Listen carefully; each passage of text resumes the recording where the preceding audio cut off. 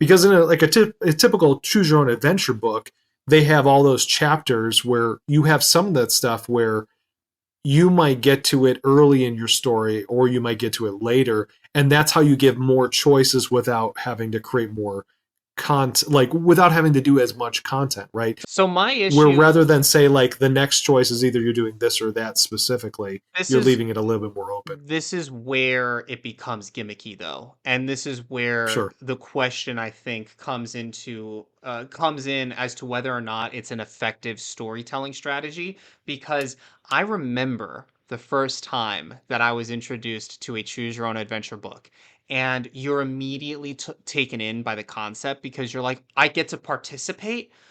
Yeah. But then at some point, because of what you're describing, at some point you figure out that you don't actually have any real effect on the story because you're just choosing the order in which events happen. You're not choosing how the story turns out.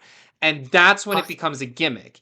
I think that unless there's actually an impact that you're having, then you're essentially like flipping the bird at the audience.